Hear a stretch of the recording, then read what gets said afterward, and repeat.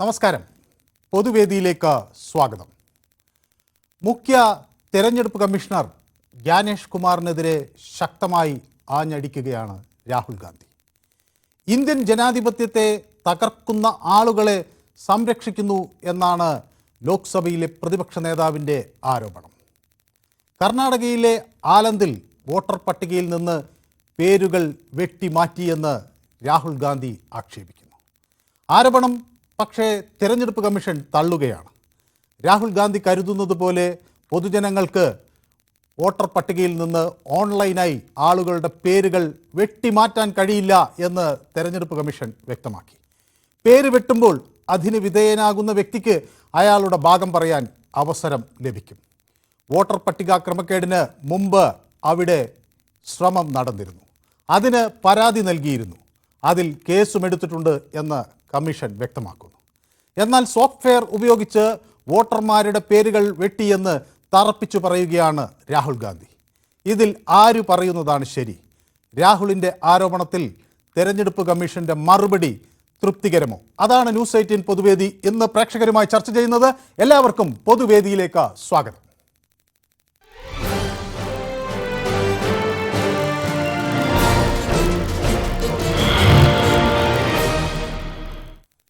എൻ്റെ ആദ്യ കോളർ ശ്രീ മൊയ്തീൻ കുഞ്ഞ് കായംകുളത്ത് നിന്ന് ചേരുന്നു. ശ്രീ മൊയ്തീൻ കുഞ്ഞ്, ഇങ്ങനെ പേര് വെട്ടിമാറ്റാൻ കഴിയില്ല എന്നാണ് തെരഞ്ഞെടുപ്പ് കമ്മീഷൻ വ്യക്തമാക്കുന്നത്. ശ്രീ മൊയ്തീൻ കുഞ്ഞിന് എന്ത് തോന്നുന്നു? അത് സാധ്യമാണോ? നമസ്കാരം. നമസ്കാരം. ഇത്രയും തെളിവോടുകൂടി ഫോൺ നമ്പർ ഉൾപ്പെടെ ആണ് രാഹുൽ ഗാന്ധി കാണിച്ചേക്കുന്നത്. ഇത് ഒരു കള്ളൻ ഒരു മോഷണം നടത്തി കഴിഞ്ഞാൽ ഞാൻ മോഷ്ടിച്ചെന്ന് കള്ളം വിളിച്ചു പറയുമോ? പറയത്തില്ല, ഒരിക്കലും പറയത്തില്ല. എത്ര പിടിപ്പെട്ടാലും ശരി അവൻ പറയത്തില്ല. പിന്നെ ലാസ്റ്റ് പോലീസ് മർദ്ദിച്ച് വേണം ആ കള്ളനെ ആ മോഷണ കുറ്റം തെളിയിക്കാനാ എന്ന് പറയുന്ന പോലെ ഇപ്പൊ ഈ ഇലക്ഷൻ കമ്മീഷണർ ചെയ്തുകൊണ്ടിരിക്കുന്നത്. നമുക്ക് ആകെപ്പാടെ ഒരു ഇലക്ഷൻ കമ്മീഷണറെ നമുക്ക് അറിയാവുള്ളായിരുന്നു, TN ശേഷൻ എന്ന് പറയുന്നത്. അദ്ദേഹം കേരളക്കാരനായതുകൊണ്ടാണ്. അദ്ദേഹത്തിന്റെ പേരിൽ യാതൊരുവിധ അഴിമതിയും ആരും പറഞ്ഞിട്ടില്ലായിരുന്നല്ലോ. അയാൾ വന്നതിന് ശേഷമല്ലേ ഞാൻ ഒരു സംഗതി ഉണ്ടെന്ന് പോലും ജനങ്ങൾ അറിയുന്നത്. ഇദ്ദേഹം കാണിക്കുന്ന എന്തോ ഇത് രാഹുൽ ഗാന്ധിയുടെ പക്ഷമാണ് ശരിയെന്നാണ് അങ്ങയുടെ നിലപാട്. ഓക്കെ, ശ്രീ മുഹമ്മദ് മഞ്ചേരി എന്നോടൊപ്പം ചേരുന്നു. ശ്രീ മുഹമ്മദ് മഞ്ചേരി, നമസ്കാരം സാറേ. നിങ്ങളെ അസുഖന്നൊക്കെ പറഞ്ഞു മാറിയോ? സുഖമുണ്ടോ? എനിക്കല്ല, ഞാന് അന്ന് പറഞ്ഞത് എൻ്റെ അമ്മ സുഖമില്ലാതെ ആശുപത്രിയിലായി എന്നാണ്. നമ്മൾ അതിനുശേഷം സംസാരിച്ചില്ല അല്ലേ? ഓണാശംസകളൊക്കെ നേർന്ന് ഞാൻ പോയതാണ്. അപ്പൊ ഓണമൊക്കെ കലക്കിയോ ശ്രീ മുഹമ്മദ് മഞ്ചേരി? ഓണം കലക്കിയോ? ഓണം നന്നായിരുന്നോ? ഓണം വെരി ഗുഡ് ആയിരുന്നു. എന്താണ് പായസമൊക്കെ ഉണ്ടായിരുന്നോ? പായസം ഉണ്ടായിരുന്നു, മറ്റു കാര്യങ്ങൾ പോലെ എല്ലാ സ്ഥലത്തും അവര് ഒരു ഉത്സവമായിട്ട് ഇപ്രാവശ്യത്തെ കൊണ്ടുവരുന്നത്. അപ്പൊ അവിടുത്തെ കുട്ടികളൊക്കെ ഓണ സമ്മാനമൊക്കെ പോയിന്ന് ഇങ്ങോട്ട് വീട്ടിൽ കൊടുത്തയച്ചു കുറെ ആൾക്കാരൊക്കെ. അപ്പൊ ഓണ സമ്മാനം കിട്ടി, സദ്യ, പായസം. അപ്പൊ ശ്രീ മുഹമ്മദ് മഞ്ചേരി അടിച്ച് കലക്കി. Very good. അപ്പൊ തെരഞ്ഞെടുപ്പ് കമ്മീഷന്റെ കാര്യമാണ് പറയാൻ പോകുന്നത്. അപ്പൊ അത് ഞാൻ പറഞ്ഞത് ഇപ്പോ പണ്ട് TN ശേഷം വന്നു കഴിഞ്ഞതിന് ശേഷം ആ സാറ് കുറെ പ്രശ്നങ്ങളൊക്കെ ഉണ്ടാക്കിയതൊരു നല്ല കാര്യങ്ങളൊക്കെയാണ്. ഇതിപ്പോ പുതിയ കാര്യങ്ങളൊക്കെ ഉണ്ടാക്കിയിട്ട് ഇനി എന്താണ് കാട്ടിക്കൂട്ടണമെന്നുള്ളതൊന്നും അറിയാൻ പറ്റൂല. പിന്നെ അദ്ദേഹത്തോടും വേറൊരു ആൾക്കാരോടും ഇപ്പോ നമ്മളെ ബഹുമാന്യ പ്രതിപക്ഷ നേതാവ് പറയാന്നല്ലാതെ വല്ലതും അതിന് ഫലം കിട്ടുമോ എന്നുള്ളത് മനസ്സിലാകുന്നില്ല. എങ്കിലും കൂടി ശക്തമായ ഒരു സമരം ആണെന്നാണ് താങ്കളുടെ അഭിപ്രായം അല്ലേ? Okay, very good. ഏതായാലും നമുക്ക് കൂടുതൽ പ്രേക്ഷകരൊക്കെ ഉണ്ട്. അപ്പോൾ ശ്രീ ദാസൻ എന്നോടൊപ്പം ചേരുന്നത് കണ്ണൂരിൽ നിന്നാണ്. ശ്രീ ദാസൻ, ഇത് മുമ്പ് രാഹുൽ ഗാന്ധി ഉന്നയിച്ചതാണ്, വീണ്ടും ഉന്നയിക്കുകയാണ്. അപ്പോൾ ഇത് തെരഞ്ഞെടുപ്പ് കമ്മീഷൻ ഇത് പറയുന്ന മറുപടി മതിയോ ദാസൻ? ശ്രീ ദാസൻ എന്താ തോന്നുന്നു? അല്ല മനു, ഞാൻ പറയുന്നത് ഈ കോൺഗ്രസ്സുകാർ ഈ ഇലക്ഷൻ കഴിഞ്ഞ പോലെ പറഞ്ഞു ഈ വോട്ടിംഗ് മെഷീനകത്ത് അട്ടിപ്പാക്കി പറഞ്ഞു. ആദ്യം പറഞ്ഞ അതായിരുന്നു. ഇതൊക്കെ ഒരു ശുദ്ധമായ മര്യാദകേടാണ്. കാരണം ഇലക്ഷൻ തോറ്റു കഴിഞ്ഞാൽ അത് തോൽവി അംഗീകരിക്കുക. ഒരു കൊല്ലം മുമ്പ് ഇലക്ഷൻ കഴിഞ്ഞാൽ അന്ന് പറഞ്ഞത് ഈ വോട്ടിംഗ് എന്താ കൃത്യമാക്കി തോന്നി. ഇപ്പൊ മറ്റേ പുള്ളി കഴിഞ്ഞ 2 ആഴ്ച മുമ്പ് മറ്റേ സതീശൻ കേരളത്തിൽ ബോംബ് പൊട്ടിച്ചു. ഞാൻ രാവിലെ പഠിക്കുവാണ് കാത്തു വയറിന് ബോംബ് കാണാൻ പറ്റി. ഈ വെറുതെ ആൾക്കാരെ കൊണ്ട് പരിഹാസമാവുക ഈ പ്രതിപക്ഷ നേതാവ്. ഇയാള് ദൈവത്തെ ഓർത്ത് ഇനിയെങ്കിലും ഇത്ര ഈ മുഹൂർത്തം പറയാതെ, നരേന്ദ്രമോദിക്ക് തക്കതായ ഒരു എതിരാളിയല്ല ഈ രാഹുൽ ഗാന്ധി. ഇയാള് വെറുതെ എന്തൊക്കെയോ പറയാ, കുട്ടിത്തരങ്ങൾ പറയാ, കുഞ്ഞു മക്കളെ പോലെ. അതുകൊണ്ട് ഇനിയെങ്കിലും ഇയാളെ മാറ്റിയിട്ട് നേരത്തെ വേറെ ഒരു മുതിർന്ന ആളാണ് മറ്റേ മനു, ഇതൊക്കെ സമയം കളയുന്നില്ല. ശരി, അപ്പോൾ അത് നമ്മുടെ ദാസന് ഇത് രാഹുൽ ഗാന്ധി ഒരു എതിരാളിയല്ല മോദിക്ക് എന്നുള്ള ഒരു നിലപാടാണ് ഉള്ളത്. ഓക്കെ, ശ്രീ ബാലകൃഷ്ണൻ വടകര എന്നോടൊപ്പം ചേരുന്നു. ശ്രീ ബാലകൃഷ്ണൻ വടകര, തെരഞ്ഞെടുപ്പ് കമ്മീഷൻ വളരെ ശക്തമാകണം, അതിൽ യാതൊരു തർക്കവുമില്ല. ജനാധിപത്യ രാജ്യമെന്ന് ഊറ്റം കൊള്ളുന്ന നമ്മുടെ നാടിന് കൃത്യമായ ഒരു തെരഞ്ഞെടുപ്പ് നടത്തി അതിൽ കൃത്യമായ സുതാര്യമായ ഒരു സംവിധാനമുണ്ട് എന്ന് നാടിനെ ബോധ്യപ്പെടുത്താനുള്ള ഒരു ഉത്തരവാദിത്വമുണ്ട്. പക്ഷേ ഇവിടെ രാഹുൽ ഗാന്ധി തുടരെ ആരോപണങ്ങൾ ഉന്നയിക്കുകയാണ്. അപ്പോൾ ഇത് ഒരു വലിയ അന്വേഷണം നടത്തി ക്ലീൻ ചിറ്റ് വാങ്ങേണ്ട ഉത്തരവാദിത്വം ഈ തെരഞ്ഞെടുപ്പ് കമ്മീഷൻ ഇല്ലേ ശ്രീ ബാലകൃഷ്ണൻ? നമസ്കാരം. നമസ്കാരം. ആദ്യം സംശയം വരുന്നത് ഈ രാഹുൽ ഗാന്ധി ഒരു ജനാധിപത്യ രാജ്യത്താണോ ജീവിക്കുന്നതെന്ന് സംശയമുണ്ട് സാർ. സംശയമുണ്ട്. കാരണം നമ്മുടെ ജനാധിപത്യത്തെ വെല്ലുവിളിക്കുകയാണ്. ആരെയാണ് ഇദ്ദേഹം വെല്ലുവിളിക്കുന്നത്? പബ്ലിക്കിനെ. തെരഞ്ഞെടുപ്പ് കമ്മീഷനും അതിന് തെരഞ്ഞെടുപ്പ് വോട്ടർ പട്ടിക പരിശോധിക്കാനുള്ള എല്ലാ അവസരവും എല്ലാ പാർട്ടിക്കും ഉണ്ട്, ഇല്ലേ സാർ? ഉണ്ടല്ലോ. പിന്നെ ഇതെന്താ സാർ വെള്ളരിക്കപ്പെട്ടണം? തോന്നിയവർക്ക് തോന്നിയ പോലെ വോട്ട് ചേർക്കാനൊക്കെ ഇദ്ദേഹം എന്തായി പറയുന്നത്? കഴിഞ്ഞ പ്രാവശ്യം പറഞ്ഞു ചൗക്കിദാർ ചോറയെ ജനങ്ങൾ അശേഷം തള്ളിക്കളഞ്ഞു. ഇപ്പോൾ ഇതാ വോട്ട് ചോറിയെ. അതിന് അധികമൊന്നും കാലമില്ല സാർ. ഒക്ടോബറിൽ ബീഹാറിലെ തെരഞ്ഞെടുപ്പ് റിസൾട്ട് വരുമ്പോൾ ഇദ്ദേഹത്തിന്റെ ഈ കോമാളിത്തരം ഇന്ത്യയിലെ ജനങ്ങൾ അംഗീകരിക്കുന്ന ഇല്ല എന്നുള്ളതിന്റെ റിസൾട്ട് ബീഹാറിൽ വെച്ച് നോക്കുകയാണ്. അത്രേ എനിക്ക് പറയാനുള്ളൂ. ഓക്കെ, അപ്പോൾ അനിയൻകുട്ടൻ എന്നോട് പത്തനംതിട്ടയിൽ നിന്ന് ചേരുകയാണ്. ശ്രീ അനിയൻകുട്ടൻ, ബീഹാറിൽ ജനങ്ങൾ മറുപടി കൊടുക്കും എന്നാണ് ഒരു സ്വയം സേവകനും BJP അനുകൂലിയുമൊക്കെയായ നമ്മുടെ വടകരയിലെ ബാലകൃഷ്ണൻ പറയുന്നത്. അപ്പോൾ ശ്രീ അനിയൻകുട്ടൻ എന്ത് തോന്നുന്നു? ഇത് ബീഹാറിലെ ജനങ്ങൾ മറുപടി കൊടുക്കുമെന്നാണോ, അതോ ഇത് രാജ്യത്തെ ജനങ്ങൾ ആകമാനം രാഹുൽ ഗാന്ധിയുടെ ഈ ആരോപണത്തെ ഏറ്റെടുത്തുകൊണ്ട് ഒരു പ്രക്ഷോഭം നയിക്കുമെന്നാണോ? എന്താണ് തോന്നുന്നത്? നമസ്കാരം. നമസ്കാരം. ഇത് മറുപടി തന്നെ കിട്ടും. ബീഹാറിൽ കിട്ടും. ഇത്രയും പ്രാവശ്യം ബീഹാറിൽ ജനങ്ങള് ശരിക്കും തെരഞ്ഞെടുപ്പ് കമ്മീഷനും മോദിക്കും അമിത്ഷായ്ക്കും ഒക്കെ ശരിക്കും മറുപടി കൊടുക്കും. അല്ല, അപ്പൊ ഇങ്ങനെ വോട്ട് കൃത്രിമം നടന്നാൽ അവിടെ എങ്ങനെയാ ഇത് മറുപടി കിട്ടുമെന്ന് നിങ്ങൾ ഉറച്ച് വിശ്വസിക്കുന്നത്? അവിടെയും വോട്ട് കൃത്രിമം തോറ്റു കഴിഞ്ഞിട്ട് പിന്നെ മാറ്റി പറയരുത്. ഇല്ലില്ല, അങ്ങനൊന്നും മാറ്റി പറയാം. അവിടെ കറക്റ്റായി തെരഞ്ഞെടുപ്പ് നടക്കുമെന്ന് നിങ്ങൾക്ക് ഉറപ്പാണ് അല്ലേ? BJP-ക്കാരെ പോലെ ഇപ്പം പറഞ്ഞാൽ നാളെ പറഞ്ഞാൽ പിറ്റേന്ന് പറയാം, അങ്ങനൊന്നും പറയാനുള്ള ഒറ്റ പറഞ്ഞു. അല്ല, ഞാൻ ചോദിക്കുന്നത് അനിയൻകുട്ടൻ നമ്മുടെ സ്ഥിരം പ്രേക്ഷകനാണ്, നാളെയും വിളിക്കും. ബീഹാർ തെരഞ്ഞെടുപ്പ് കഴിയുമ്പോൾ അപ്പോൾ പിന്നെ വേറൊരു കഥ പറയുമെന്ന് ഞാൻ ചോദിക്കുന്നത്. അപ്പോൾ ജയം ആരുടേത് അത് അംഗീകരിക്കും അല്ലേ? ജയം ജനാധിപത്യപരമായിട്ട് ജയം അംഗീകരിച്ചല്ലേ പറ്റുള്ളൂ. പിന്നെ ഇവിടെ ഇത് നടക്കുന്നില്ല എന്ന് പറഞ്ഞു കഴിഞ്ഞാൽ ശരിയായ കാര്യമല്ല. ശരിക്കും ഇവിടെ അട്ടിമറി തന്നെ നടക്കുന്നുണ്ട്. ഇപ്പോഴത്തെ ഈ തെരഞ്ഞെടുപ്പ് ഇപ്പോൾ കമ്മീഷൻ ഇപ്പോഴത്തെ നമ്മുടെ ഇന്ത്യയിലെ ജനസംഖ്യ പുറത്ത് വിടുവാണ്. എത്ര കോടി ജനങ്ങൾ ഇവിടെ വരും? 200 കോടി മുന്നേ പോകും. ഇതൊക്കെ പരിശോധിക്കണ്ടേ? ഇത് അതിനുള്ള സർക്കാരൊന്നുമില്ല. കേന്ദ്ര സർക്കാരിൽ മോദിയെ വെച്ചുകൊണ്ട് ഈ BJP-ക്കാരെല്ലാം കൂടെ ഒരു ഊതി വീർപ്പിച്ച വെല്ലുവിളി പോലെ ഉള്ളൂ. കയ്യും കാലും അങ്ങോട്ടും ഇങ്ങോട്ടും എടുത്തി ജാതിയും പറഞ്ഞു മതവും പറഞ്ഞു എൻ്റെ വോട്ട് പ്രായം തന്നെ എന്തോ മുസ്ലിങ്ങളെ പറ്റിയും എന്തോ വൃത്തികളാവും നമ്മുടെ ഒരു ഇന്ത്യൻ പ്രധാനമന്ത്രിയൊക്കെ വിളിച്ച് പറയും. ഇതിനു മുമ്പ് ഇതിനുള്ള ചരിത്രം കേട്ടിട്ടുണ്ടോ? അതായത് തെരഞ്ഞെടുപ്പ് രാഷ്ട്രീയപരമായിട്ട് നേരിടണം, വികസനം പറഞ്ഞ് രാഷ്ട്രീയമായിട്ട് നേരിടണം. അതാണോ ഇന്ത്യയിലെ സ്ത്രീകളുടെ താലിമാല കൊണ്ട് പൊട്ടിച്ച് പിന്നെ മുസ്ലിങ്ങൾക്ക് കൊടുക്കുന്നു, പാകിസ്ഥാനി കൊടുക്കുന്നു? വ്യക്തമാണ്. ഏതായാലും താങ്കൾ പറയുന്നത് എനിക്ക് കൃത്യമായി കേൾക്കാത്തതുകൊണ്ടാണ്. ശശി നമ്മോടൊപ്പം ചേർന്ന് പാലക്കാട് നിന്നാണ്. ശശി, പാലക്കാട് എവിടെ നിന്നാണ് വിളിക്കുന്നത്? ഞാൻ തേങ്കുറിശി, പാലക്കാട് തേങ്കുറിശി. തേങ്കുറിശി. ശശി മുമ്പ് വിളിച്ചിട്ടുണ്ടല്ലോ അല്ലേ? ഇല്ലില്ല, ഞാൻ ആദ്യമായിട്ട് വിളിക്കുന്നത്. എനിക്ക് പറയുന്നത് ഒന്ന്, ഇലക്ഷൻ കമ്മീഷനെ തീരുമാനിക്കുന്ന രീതി തന്നെ തെറ്റാണ്. ഒന്നാമത് പ്രധാനമന്ത്രിയും പിന്നെ പ്രധാനമന്ത്രിയുടെ വേറെ ഒരു മന്ത്രിയും പ്രതിപക്ഷ നേതാവ് എന്നാണ് പറയുന്നത്. അത് തന്നെ പാർഷ്വാലിറ്റിയാണ്. അത് എന്താ പറയാ, നിഷ്പക്ഷമായിട്ടുള്ള ഒരു തെരഞ്ഞെടുപ്പ് കമ്മീഷൻ ഇതിന് മുമ്പുണ്ടായിരുന്നല്ലോ. സുപ്രീം കോടതിയെ നിങ്ങൾ പക്ഷേ ഇത്രയും കാലം കുറ്റം പറഞ്ഞുകൊണ്ടിരിക്കില്ല, അതെല്ലാം മോദി സർക്കാരിന്റെ പിടിയാളുകളായി മാറി എന്നല്ലേ പറഞ്ഞത്? ഇപ്പൊ സുപ്രീം കോടതി പെട്ടെന്ന് ക്ലീൻ ചിട്ടായോ? സുപ്രീം കോടതി ക്ലീൻ ചിറ്റ് ആയി എന്നല്ല സാർ. ഇതിപ്പോ പിന്നെ എന്താ വ്യത്യാസം? ഇതിപ്പോ പ്രധാനമന്ത്രി ആളുടെ കുറ്റം പറയുക എന്നുള്ള രീതിയാണ് നിങ്ങൾക്കെന്നാണ് അവരുടെ ആരോപണം. പറയുന്ന രീതിയല്ല സാറേ. എല്ലാ കാലഘട്ടത്തും അങ്ങനെ ആയിരിക്കണം എന്നില്ലല്ലോ. ഇതിപ്പോ വികസിത രാജ്യമായിട്ടുള്ള അമേരിക്കയിൽ പോലും അല്ല സാർ, ഞാൻ CPM കാരനാണ്. അതെ. അപ്പൊ ഇത് ഇലക്ഷനിലൂടെ മറ്റേ വോട്ട് ചെയ്ത് മാറ്റാമെന്നൊന്നും കഴിയുമെന്ന് നമുക്ക് അറിയില്ല. എന്നാലും ഇത് എല്ലാത്തിലും കറപ്ഷൻ ഉണ്ട് ഇലക്ഷനില്. അതെ, കേരളത്തിൽ മാത്രം അത് അങ്ങനെ നടക്കുന്നില്ല അല്ലേ ശശി? അങ്ങനല്ല, കേരളത്തിൽ നടക്കുന്നുണ്ടല്ലോ. അതിനുള്ള തൃശ്ശൂർ ഇതല്ലേ, തൃശ്ശൂര് പാലത്തൂരിലെ ഒരുപാട് ആളുകള് തൃശ്ശൂർ പോയിട്ട് വോട്ട് ചെയ്തിട്ടുണ്ട്. അതിനുള്ള തെളിവൊക്കെ വന്നില്ലേ? ഇതിൽ പിന്നെന്താണ് വരാനുള്ളത്? അപ്പൊ കേരളത്തിൽ നടക്കുന്നു, എല്ലായിടത്തും നടക്കുന്നു അല്ലേ? എല്ലാത്തിനും നടക്കുന്നു. നിങ്ങൾ ഈ ഇലക്ഷൻ സമയത്ത് നമ്മൾ CPM കാരാണ് ഞാൻ കണ്ടിട്ടുള്ളത്. അവർ വളരെ ജാഗരൂകരായി വോട്ടർ ലിസ്റ്റ് പരിശോധിക്കും, വീടുകളിൽ വരും. ഇതൊക്കെ ആ സമയത്ത് നിങ്ങൾ ഒന്നും മിണ്ടാതെ പോയത് മനുഷ്യന്മാരല്ലേ, മനുഷ്യന്മാരെ തെറ്റുപറ്റും. ചില ജാഗ്രത കുറവുകളുണ്ടാവും അല്ലേ? അങ്ങനെ ജാഗ്രത കുറവുകളുണ്ടാവും. അത് തിരുത്തുന്നതിലാണ് മനുഷ്യാവത. അടുത്തതിൽ ഞങ്ങൾ തിരുത്തും, ശ്രദ്ധിക്കും.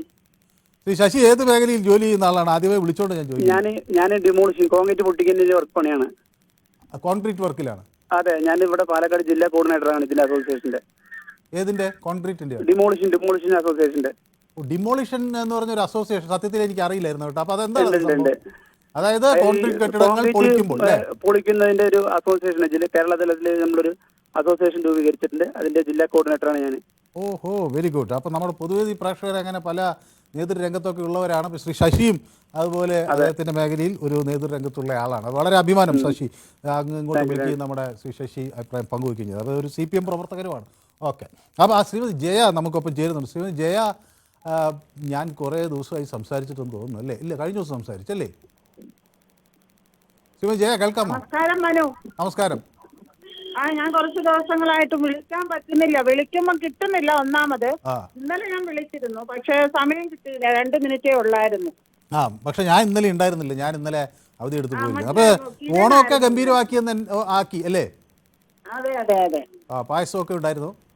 ഇല്ല, ഞങ്ങൾ ഓണം ആഘോഷിച്ചില്ല മനു, ഞങ്ങളുടെ ബ്രദർ മരിച്ചു പോയില്ലേ. എന്നോട് അന്ന് പറഞ്ഞ ഭർത്താവിന്റെ. അതുകൊണ്ട് ഓണം ഇല്ലായിരുന്നു ഞങ്ങൾക്ക്. പിന്നെ അപ്പുറത്തെ വീട്ടിൽ നിന്ന് പായസം അവര് സദ്യയും തന്നു. നമ്മളുണ്ടാക്കിയില്ല ഇവിടെ. അതെന്നോട് പറഞ്ഞു അന്ന്. പിന്നെ ഒരിക്കൽ എന്നോട് പറഞ്ഞെന്നാ ഞാൻ ഓർക്കുന്നു. ഭർത്താവിന്റെ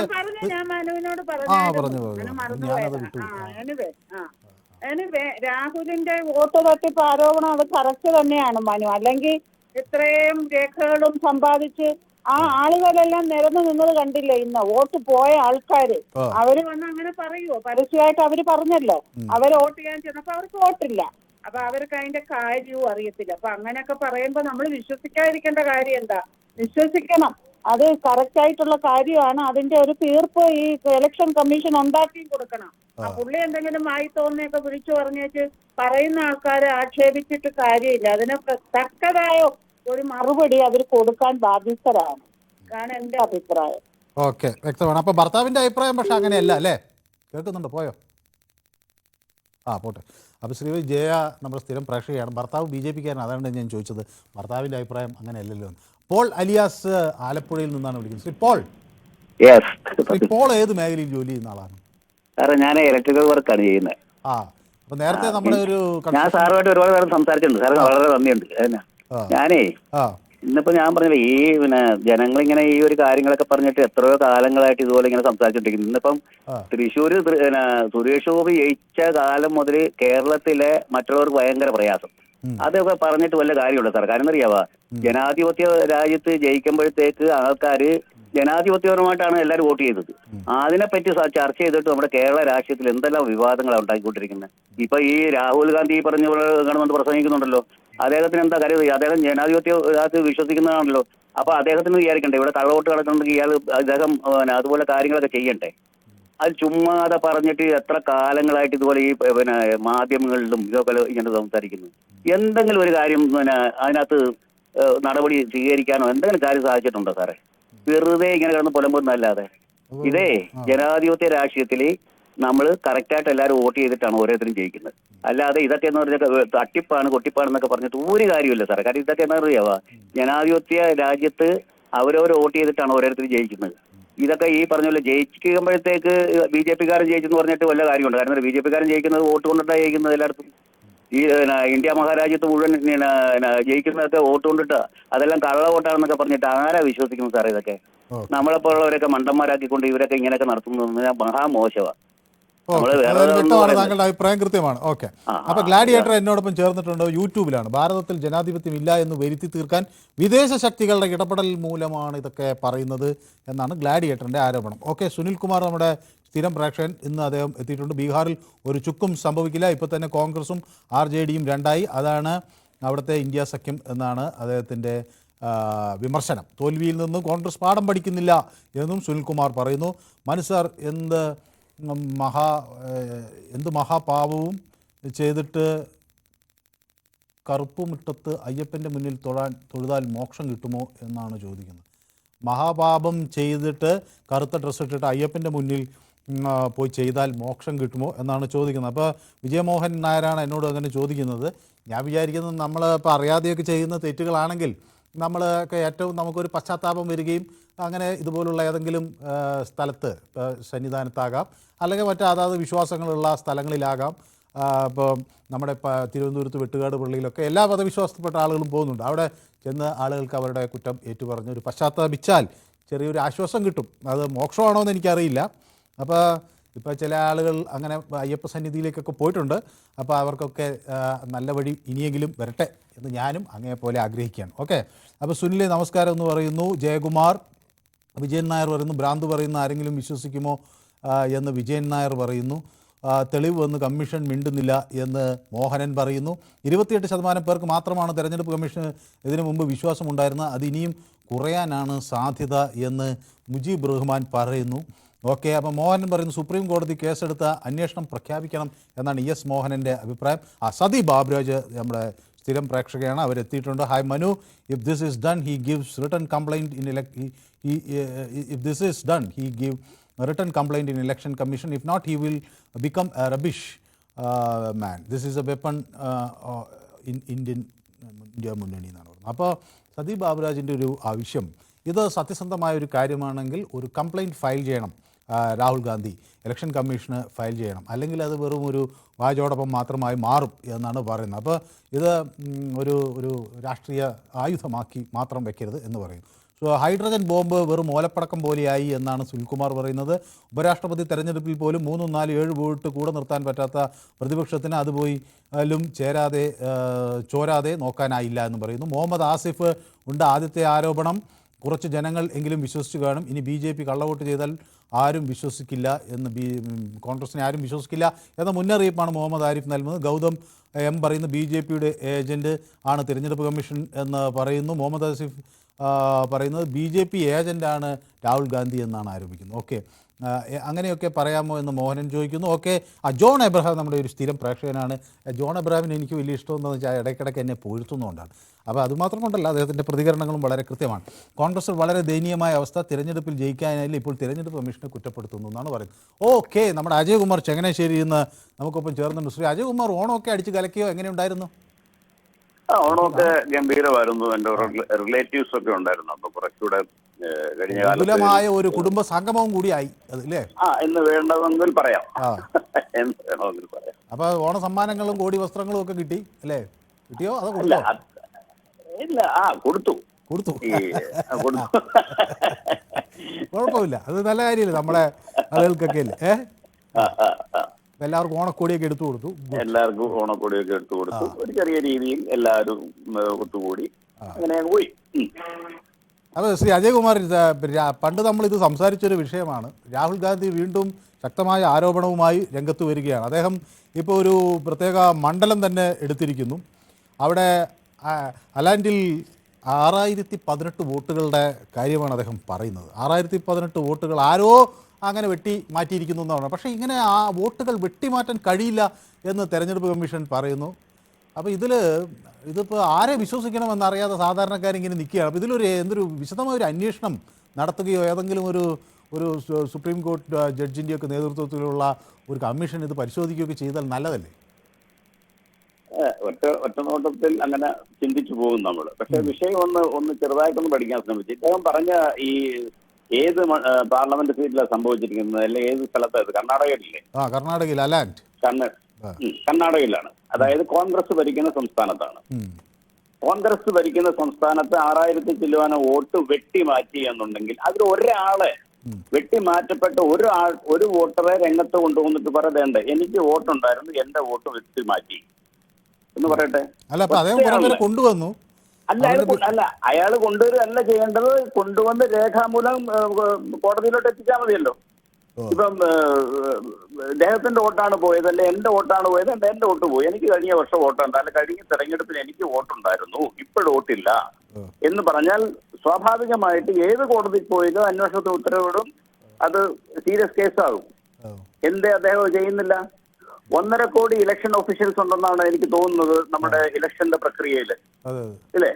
ഈ 1.5 കോടി മുഴുവൻ ഭാരതീയ ജനതാ പാർട്ടിയുടെയോ RSSന്റെയോ അല്ലെങ്കിൽ കോൺഗ്രസ് ഭരിക്കുന്ന കാലത്ത് കോൺഗ്രസിന്റെയോ ഡയറക്റ്റ് കൺട്രോളിലുള്ള ഉദ്യോഗസ്ഥരാ. സംസ്ഥാനത്തെ ആളുകൾക്ക് വേണമെങ്കിൽ ഒന്ന് നിയന്ത്രിക്കാൻ കഴിയുമെന്ന് വേണമെങ്കിൽ ആരോപിക്കാം.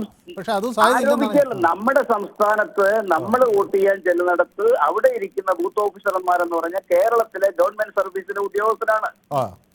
അതിന്റെ താഴെ ഇരിക്കുന്നത് അവർ തന്നെയാണ്. എല്ലാ രാഷ്ട്രീയ പാർട്ടികളുടെയും റെപ്രസെന്റേറ്റീവ് ഉണ്ട്. മനുവിന്റെ പേരിൽ വേറൊരാളെ വോട്ട് ചെയ്ത് കഴിഞ്ഞാൽ ഇത് മനു അല്ല ഇന്നാരാണെന്ന് പറയാൻ 3 രാഷ്ട്രീയ മുഖ്യധാരാ പാർട്ടിയിലെ 3 പേര് ഉറപ്പായിട്ട് ഓടുണ്ട്. പക്ഷെ ഇത് പല ആളുകൾ എന്നോട് ചൂണ്ടിക്കാണിക്കുന്നത് അവിടെ ഒന്നും ഈ ബാംഗ്ലൂരും കർണാടകയിലൊന്നും ഇതുപോലെ ബൂത്തിലൊന്നും ആളധികം ഇരിക്കാറില്ല. നമ്മുടെ ഇവിടെ ഇപ്പോൾ CPM BJP ഒക്കെ വലിയ ആവേശത്തിൽ കോൺഗ്രസ്സുകാരൊക്കെ ചെന്നിരിക്കുന്നുണ്ട്. പക്ഷെ അത് അവിടെയൊന്നും അങ്ങനെ ആളുകളൊന്നും അങ്ങനെ ഇരിക്കാറില്ല. അല്ല, അങ്ങനെ അവിടെ ആരും ഇരിക്കാത്ത ബൂത്തുകളുണ്ടെങ്കിൽ അവിടെ BJPക്ക് മാത്രമായിട്ട് നടക്കേണ്ട കാര്യമല്ലോ, ആർക്കും നടക്കുമല്ലോ.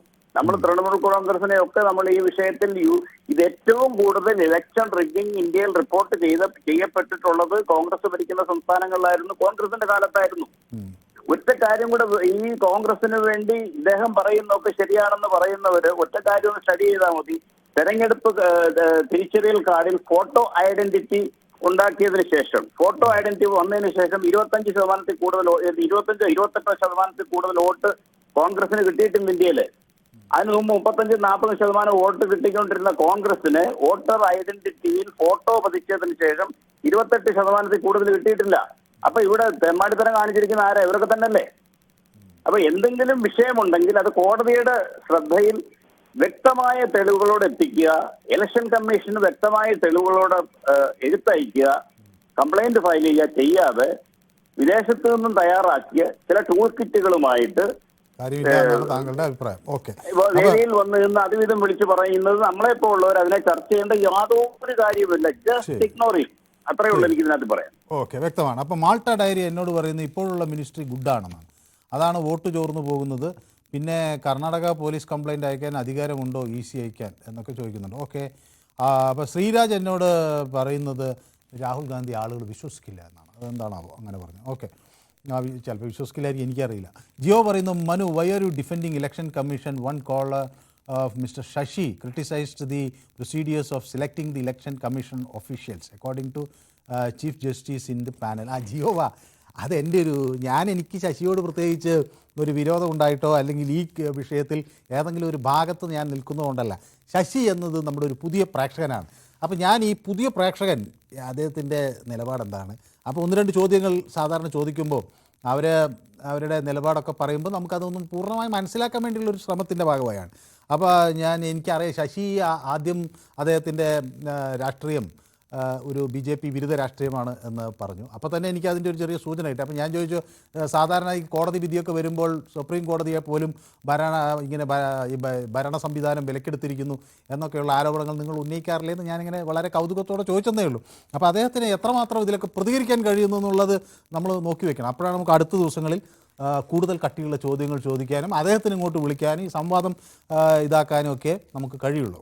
അപ്പോൾ അതുകൊണ്ടാണ് കേട്ടോ, അല്ലാതെ അങ്ങ് വിചാരിക്കുന്നത് പോലെ അദ്ദേഹത്തെ ഇലക്ഷൻ കമ്മീഷൻ ഡിഫെൻഡ് ചെയ്യുകയോ ശശി അറ്റാക്ക് ചെയ്യുകയോ ചെയ്തതല്ല. ശശി അദ്ദേഹം ഒരു നേതാവ് കൂടിയാണ് അവരുടെ തൊഴിൽ രംഗത്ത്.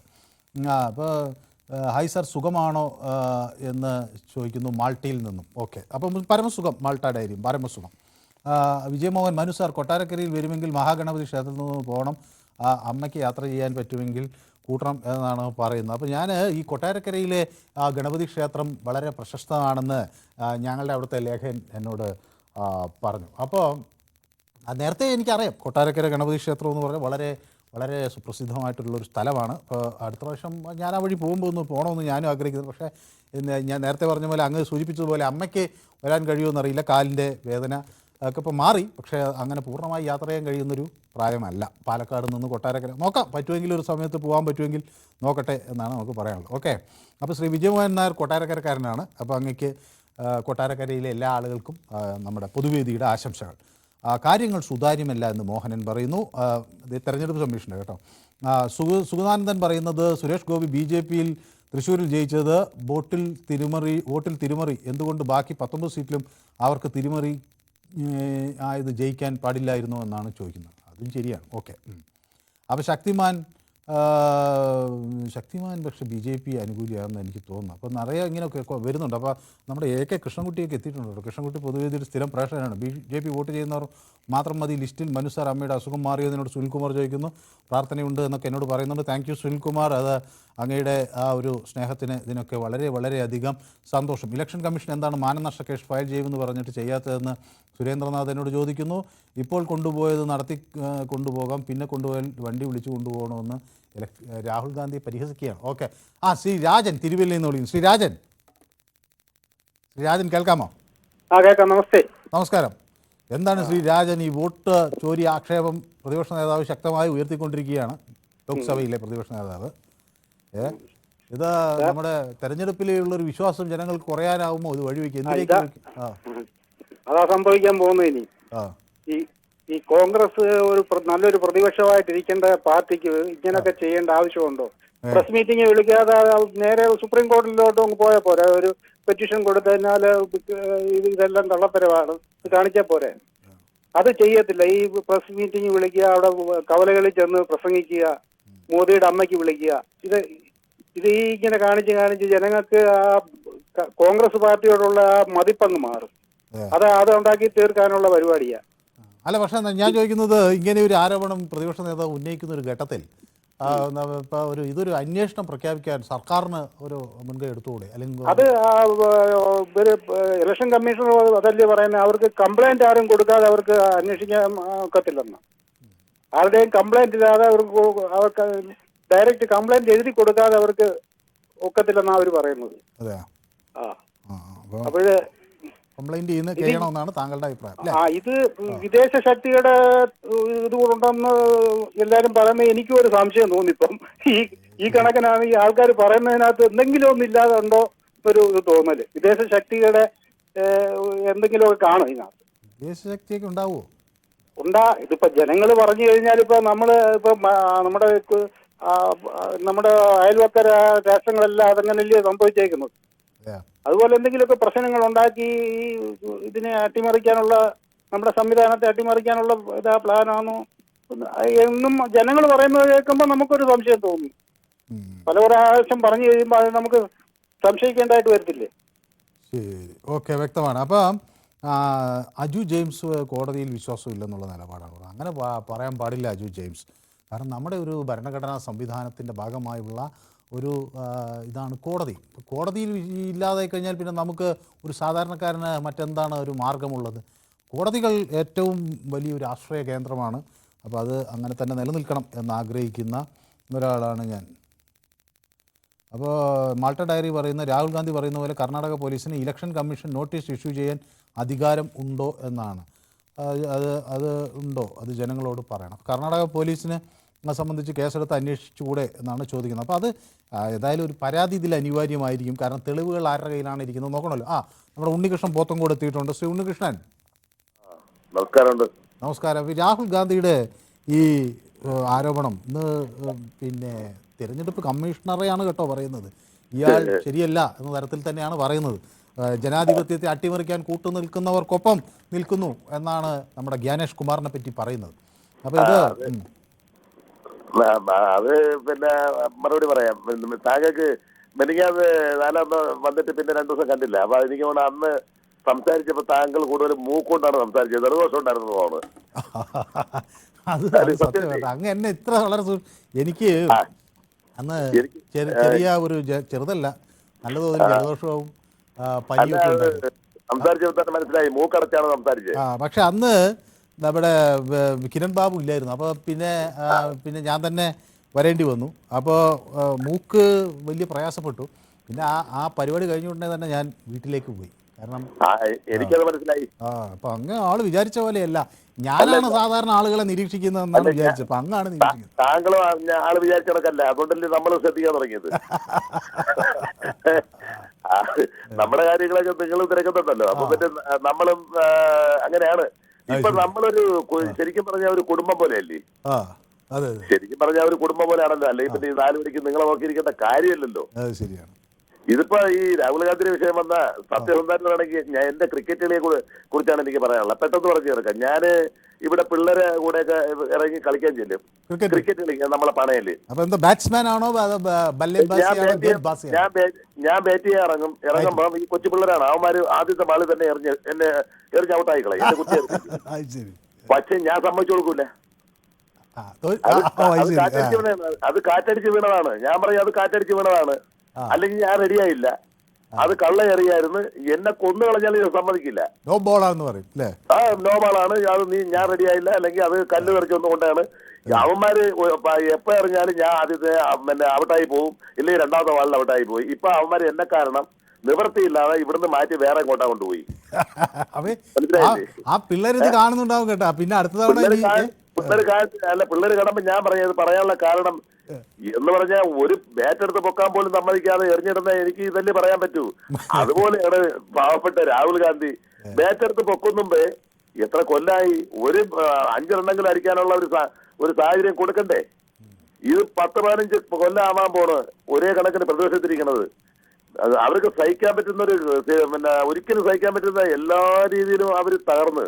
കാരണം ഇനി എങ്ങനെയെങ്കിലും ഭരണം പിടിച്ചെടുത്തില്ലെന്നുണ്ടെങ്കിൽ കോൺഗ്രസിന്റെ നിക്കറ് കീറി. അതിൽ ഒരു സംശയമല്ല. 1-2 സംസ്ഥാനത്ത് ഭരണം കിട്ടിയോണ്ടൊന്നും അവർക്ക് പിടിച്ചിരിക്കാൻ പറ്റില്ല. അത് സത്യമാണത്. അതുകൊണ്ട് ഈ പുള്ളിക്കാരന് പറ്റിപ്പോകുന്നതെന്ന് പറഞ്ഞാൽ ഇപ്പൊ സുരേഷ് ഗോപിക്കും ചെറുതായിട്ട് പറ്റിയിട്ടുണ്ട്. നാക്കെടുത്ത് വളയ്ക്കുന്നതെല്ലാം ദോഷമായി മാറിക്കൊണ്ടിരിക്കുകയാണ്. സത്യമാണ് മോദിയുടെ തള്ളക്ക് വിളി. അത് അനാവശ്യം പറയല്.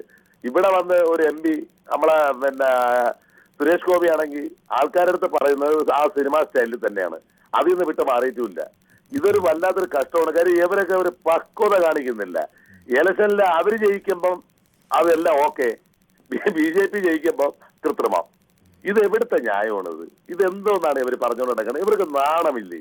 സത്യത്തിൽ നാണമില്ല. അങ്ങനെ വല്ല സുപ്രീം കോടതിയിലോ അല്ലെങ്കിൽ അവര് അതിന്റെ നിയമപരമായിട്ട് പോകണം. ചിലപ്പോ അവര് ഇന്ന് പൊട്ടിക്കാൻ പോകുന്നത് ആറ്റം ബോംബല്ല. ഇന്ന് ഞാൻ കൊണ്ടുവന്നില്ല, എടുക്കാൻ മറന്നുപോയി. അതുകൊണ്ട് ചെറിയൊരു ബോംബാണെന്ന്. അത് വീട്ടിൽ ഉണങ്ങിയില്ല കേട്ടോ സംഭവം. എന്തോന്നാണ് എന്റെ പൊന്ന് മാഷേ, ഇതെന്തോന്നാണിത്? വ്യക്തമാണ് താങ്കളുടെ അഭിപ്രായം. അപ്പൊ മറ്റൊരു പ്രേക്ഷകൻ വിജയകുമാർ തിരുവനന്തപുരത്ത് നിന്നാണ് എന്നോടൊപ്പം ചേർന്നത്. ശ്രീ വിജയകുമാറിന്റെ ടെലിഫോൺ ലൈനിൽ എന്തോ പ്രശ്നമുണ്ടെന്ന് ഞാൻ വിചാരിക്കുന്നു. ശ്രീ കൃഷ്ണൻകുട്ടി, ഞാൻ ശ്രീ കൃഷ്ണൻകുട്ടിയെ കാത്തിരിക്കുകയായിരുന്നു. കാരണം അങ്ങയുടെ പ്രതികരണമൊക്കെ ഞാൻ യൂട്യൂബിൽ AK കൃഷ്ണൻകുട്ടി അങ്ങ് തന്നെയല്ലേ?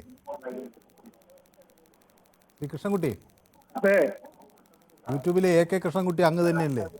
അതെ. അതാ ഞാൻ ചോദിച്ചത്. അപ്പൊ ഞാനപ്പോൾ അത് കണ്ടപ്പോൾ ഞാൻ വിചാരിച്ചു അങ്ങ് ഇന്ന് വരാത്തത് എന്തെന്ന്. കാരണം രാഷ്ട്രീയം അങ്ങക്ക് വലിയ താല്പര്യമുള്ളൊരു വിഷയമാണല്ലോ. ശരി. അപ്പൊ ഇത് കണ്ടല്ലോ, അങ്ങ് തെരഞ്ഞെടുപ്പ് പ്രചരണത്തിൽ സജീവമായി നിൽക്കുന്ന ഒരാളാണ്. പ്രചരണത്തിന്റെ കാര്യങ്ങളൊക്കെ അറിയാം. ഇതൊക്കെ ഈ ഓൺലൈൻ വഴി ആപ്പ് ഉപയോഗിച്ച് ആളുകളെ വെട്ടിമാറ്റാനൊക്കെ പറ്റും എന്ന് പറയുമ്പോൾ അത് പറ്റില്ല എന്ന് തെരഞ്ഞെടുപ്പ് കമ്മീഷൻ പറയുന്നു. അപ്പോൾ ഇത് എന്താണ് അങ്ങയുടെ ഒരു അനുഭവം ചോദിച്ചത്? ഈ വെട്ടിമാറ്റുക എന്ന് പറഞ്ഞാൽ ഈ സംഗതി എന്താ വെച്ചാൽ നമ്മുടെ വോട്ടർമാരും വോട്ടേഴ്സ് ലിസ്റ്റ് നോക്കുന്നതേ ഇല്ല. വോട്ടർമാരൊക്കെ ചെയ്യുന്നത് എന്താണ്? ഇലക്ഷൻ വരുന്ന സമയത്ത് ഇലക്ഷൻ പ്രചരണം നടത്തുന്ന രാഷ്ട്രീയ പാർട്ടി ആൾക്കാർ അവരുടെ വീട്ടിൽ ചെന്ന് നിങ്ങൾക്ക് വോട്ടുണ്ടാവും, നിന്നെ ആൾക്ക് വോട്ട് ചെയ്യണമെന്ന് പറയുമ്പോഴാണ് അവർ ഈ വോട്ടേഴ്സ് ലിസ്റ്റിനെ പറ്റിയിട്ട് അവരുടെ പേര് ഈ ലിസ്റ്റിൽ വരുന്നതിനെ പറ്റിയും ബോധേടാവുന്നത്. അതുവരെ അവരാരും ലിസ്റ്റ് കാണുന്നതില്ലല്ലോ. ഇപ്പൊ തന്നെ ഏറ്റവും നമ്മുടെ ഇവിടുത്തെ തന്നെ ഏറ്റവും ലേറ്റസ്റ്റ് ആയിട്ടുള്ള വോട്ടേഴ്സ് ലിസ്റ്റ് പുറത്തിറങ്ങിയിട്ടുണ്ട്. എത്ര വോട്ടർമാർ വായിച്ചു നോക്കിയിട്ടുണ്ട്? അത് പല ആളുകളും പറയുന്നത് എന്താന്ന് വെച്ചാല് അത് അവര് കൊണ്ടുവന്നോളും. അപ്പൊ പിന്നെ നമുക്ക് വെറുതെ അതിനൊരു ടെൻഷൻ എടുക്കണ്ട. അത് തന്നെ സംഭവിക്കുന്നത്. അപ്പൊ സംഭവിക്കുന്ന വെച്ചാല് പല പ്രമുഖന്മാരായിട്ടുള്ള ആൾക്കാർ, എന്റെ അനുഭവത്തിൽ എനിക്ക് നേരിട്ടറിയുന്ന കാര്യമാണ്, പ്രമുഖന്മാരായിട്ടുള്ള ആൾക്കാരൊക്കെ എന്റെ പേര് ആ ലിസ്റ്റിനകത്ത് ഉണ്ടാവുമെന്ന് വിചാരിച്ച് വോട്ട് ചെയ്യുന്ന ദിവസം ഇലക്ഷൻ്റെ അന്ന് പോളിംഗ് ബൂത്ത് വരുന്ന ഈ സ്ലിപ്പ് എഴുതി കൊടുക്കുന്ന ഏതെങ്കിലും കൗണ്ടറിൽ ചെന്ന് ചോദിക്കുമ്പോൾ അറിയുന്ന അവർക്ക് വോട്ടില്ലാന്ന്. അങ്ങനെയുള്ള സംഭവങ്ങൾ വലിയ നേതാക്കന്മാർക്ക് വരെ പറ്റിയിട്ടുണ്ട്. അതുകൊണ്ട് ഈ ലിസ്റ്റിൽ നിന്ന് പേര് വെട്ടിമാറ്റുക എന്നുള്ള വലിയ ആനക്കാര്യമൊന്നുമല്ല. അത് മനഃപൂർവ്വം ചെയ്യണമെന്ന് വിചാരിച്ചാല് നമ്മുടെ കേരളത്തിൽ നടക്കാൻ സാധ്യത വളരെ കുറവാണ്. കാരണം എല്ലാവരും വിജിലന്റ് ആണ്. കേരളത്തിന് പുറത്ത് ആൾക്കാരൊന്നും ഇത് ബോധേടല്ലാത്തതുകൊണ്ട് വളരെ എളുപ്പമായി കാര്യം ചെയ്യാൻ വേണ്ടിയിട്ട് അതിനകത്ത് യാതൊരു കുഴപ്പമില്ല, അവർക്ക് ചെയ്യാൻ പറ്റും. ഇതുപോലെ ഇതിനകത്ത് ഇപ്പൊ പിന്നെ നമ്മുടെ രാഹുൽ ഗാന്ധിയൊക്കെ ഗവേഷണം നടത്തി കണ്ടുപിടിച്ചുകൊണ്ടാണ് ഇതൊക്കെ വെളിയിൽ വരുന്നത്. അല്ലെങ്കിൽ വെളിയിൽ വരിക പോലും ഇല്ല, ആരും അറിയില്ല. പിന്നെ രാഹുൽ ഗാന്ധി പറഞ്ഞുകൊണ്ട് മാത്രമാണ് മീഡിയയിൽ വരുന്നത്. ഞാനൊക്കെ പറഞ്ഞാൽ വരുമോ? ഇല്ലല്ലോ. അപ്പൊ അതൊരു കാര്യമാണ്. മീഡിയയിൽ വന്നോണ്ടിരിക്കല്ലേ?